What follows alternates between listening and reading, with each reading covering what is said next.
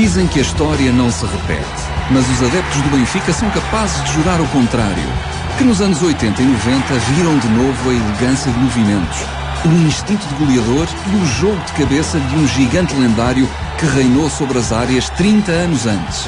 Nas costas, o mesmo número e o mesmo nome. Não era o mesmo homem, mas o mesmo sangue. No Estádio da Luz, a história repetiu-se.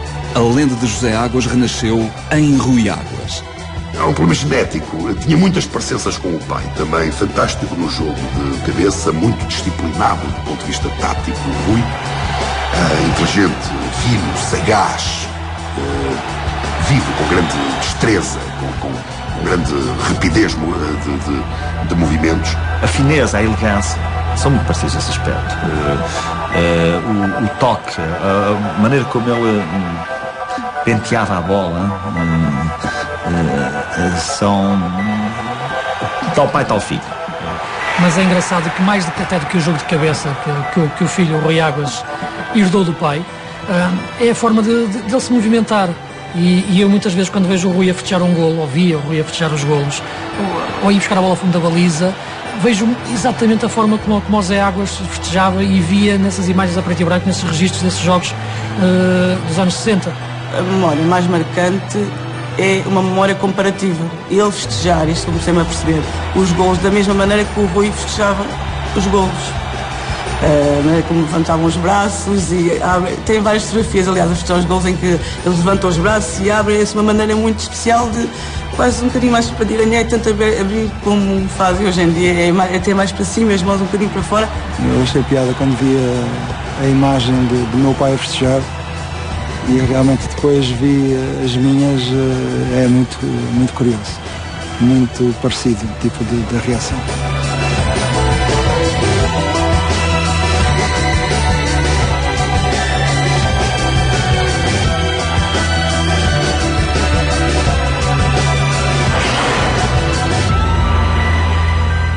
Eu era um miúdo magro e fracalhote. Morava no Lobito, numa casa pequenina, airosa e bonita, junto à estação dos caminhões de ferro. Os apitos dos comboios foram o acompanhamento musical das lágrimas e das gargalhadas dos meus primeiros tempos de jogador. Por trás da minha casa havia a praia, um mundo em que eu havia de arranjar este sarilho de ser futebolista. E a bola, a mágica bolinha, apareceu. Que tardes no areal da praia. Até que o Benfica visitou o Lobito. E o sonho, que desde muito novo acalentava de visitar Lisboa, fazia-me um rói-rói no peito. Joguei e agradei. E vim para Lisboa. A minha disposição era de estar aqui 1 ou 2 anos. Eu não me habituara à ideia de que podia fazer vida como jogador de futebol. O que depois se passou, já toda a gente sabe.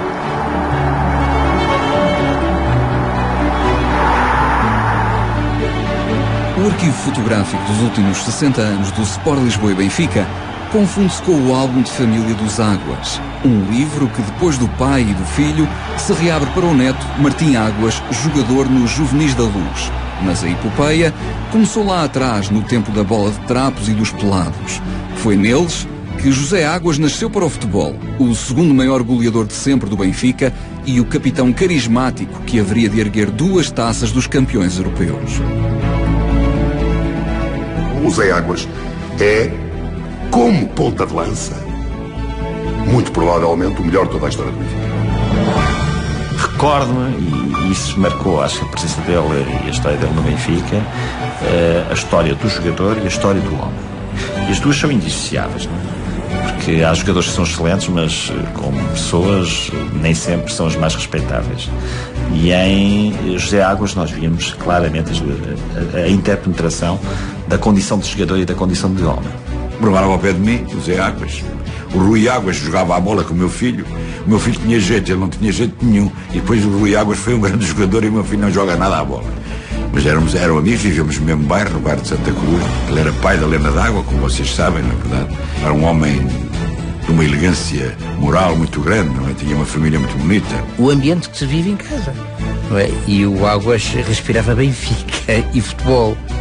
O meu pai carregava com ele toda aquela energia, até mística, de África. O meu pai, não sendo um homem religioso, no sentido de igreja, era um homem extremamente religioso no que toca à natureza e ao respeito pelo ser humano. Era um homem puro, verdadeiro, reto, bonito, lindo, austero, pontual, não era permitido um minuto de atraso. Fomos educados mesmo naquela ordem britânica, até ele era bastante, tinha um toquezinho assim daquela coisa british. Para além da sua capacidade futebolística, sempre foi comum as pessoas referirem-se a ele como excelente pessoa. E é isso que eu guardo como mais importante também. Eu nunca vivi assim tanto como ele, como os meus irmãos. Os meus irmãos têm aquelas histórias principalmente as viagens, quando o meu avô os levava para treinar no Benfica. Eu nunca o vivi assim tão de perto. Tenho mais a imagem que as pessoas me davam dele, ainda enquanto jogador, sempre muito elegante, muito bonito. Um gentleman, uma pessoa boa.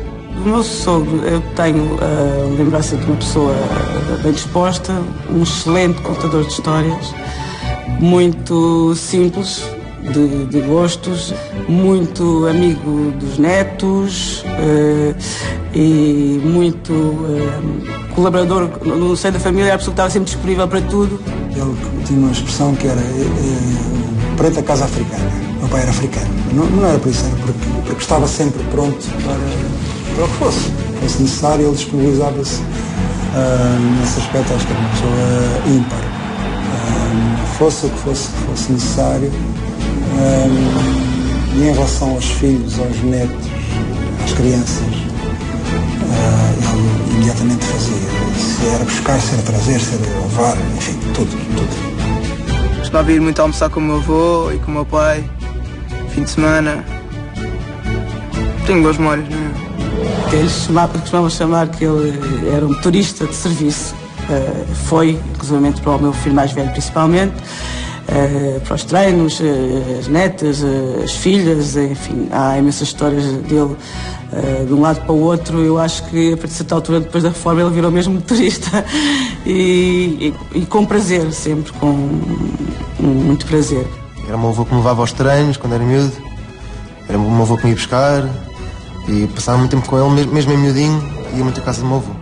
Este é o primeiro álbum de recortes feito pela minha mãe.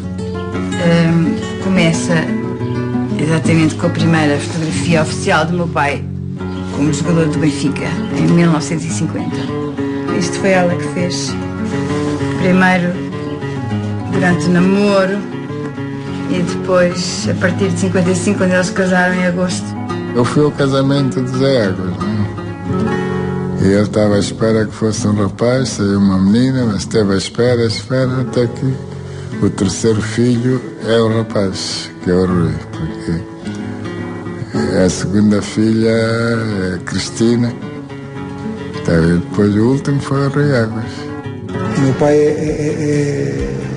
integra a fotografia, se calhar, mais simbólica que existe, ligada ao Benfica, que é empunhando a taça dos campeões europeus.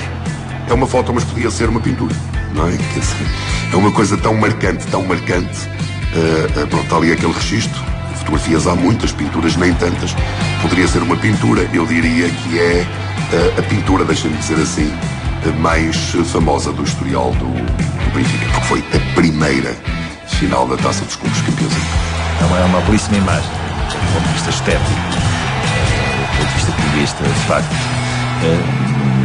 Concentra e personifica bem a ideia daquilo que nós muitas vezes falamos, né? A mística do Benfica. Está ali tudo, quer dizer, naquele quadro é quase uma pintura, está ali retratada toda essa magia do futebol e, em particular, da magia do Benfica. Jogar com Águas era uma maravilha. Havia jogadas que se treinavam com Águas que dava sempre certo. O Águas tinha um poder de cabeceamento na bola. Quer dizer, não há explicação, há só quem vê as filmagens. O Águas, a gente tinha jogadas que estudava, bastava só olhar. Bastava só olhar para que ver a posição onde é que estava, onde é que ele queria a bola, onde ele queria, não é dar um pontapé lá para a área, era onde é que ele queria, ele pedia para onde queria, ou para a frente, ou para o lado, ele fazia o sinal. E os sinais já eram vistos, já todos os dias que a gente treinava. Ele chamava o cabeceador, fazendo o cabecinha que aquilo que tinha, e sempre costumavas a todos, tens olhos de volta da tua cabeça, ele não tinha só à frente. Ele fazia golos de cabeça, de costas, uma facilidade extraordinária. Parecia que estava a ver a bola. José Águas era o cabecinhador. Marcava aqueles golos que muita gente já não pensava que a bola já andava perdida e ele lá ia e marcava. Grande rematador e principalmente cabeceador, tal qual como o filho foi depois.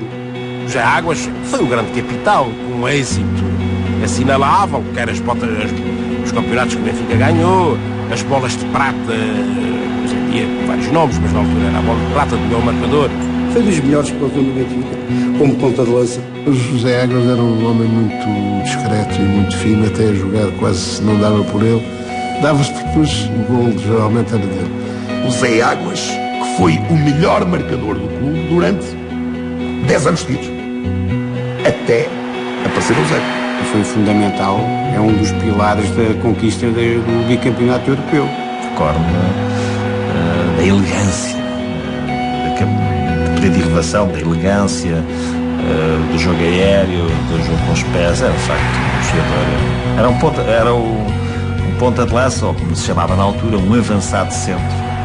A moda antiga. Espantoso, jogador, cabeceador, inteligente. Foi dos melhores avançados centros mundiais, sem dúvida alguma. Acabava o treino. De vez em quando a gente treinava descalços, na relva. Eu e o Cava, tanta vez, a cruzar a bola para o Águas, descalços. E ele também está descalços. O Águas começou a enverdar, a aprender a fazer a bicicleta. Fazia gols espetaculares.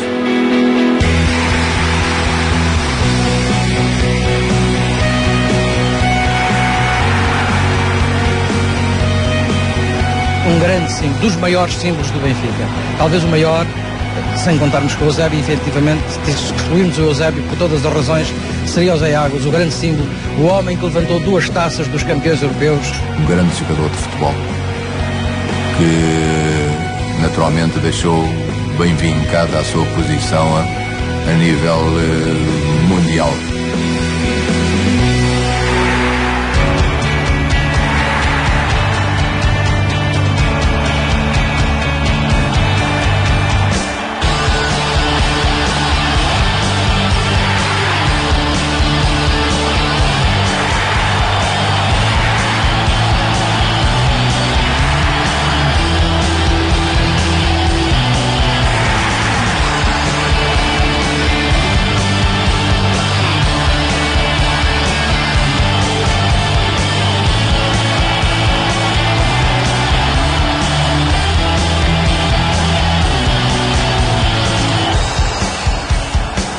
Depois de fazer a sua festa ou a sua despedida, ainda teve a oportunidade de jogar futebol no estrangeiro, como se deve recordar, no Viena da Áustria. O meu pai, depois dos 13 anos a jogar no Benfica, fez a festa de despedida em 63 e surgiu esse convite do Viena da Áustria para ele fazer a última, que foi a última época. E nós passámos então essa época toda de 63, 64, pai, mãe, os 3 filhotes, mais a avó Sara, em Viena. O maestro Vitorino Almeida vivia lá naquela altura e foi numa festa, pensou que na Embaixada de Portugal, lá em Viena, que eles se conheceram. Eu tenho um jogo de futebol em cima de uma mesa que eu devo dizer que é de longe o melhor jogo de futebol em cima de uma mesa que existe. É que nem sequer tem comparação com nenhum outro, não é? E o Zé Águas ia lá para a minha casa em Viena, onde eu tinha essa mesa. Cada vez que o maestro Vitorino Almeida aparecia, nós todos prestávamos imensa atenção, muito especialmente por ter sido uma pessoa com quem o meu pai e a minha mãe tinham feito amizade. E aí eu jogava e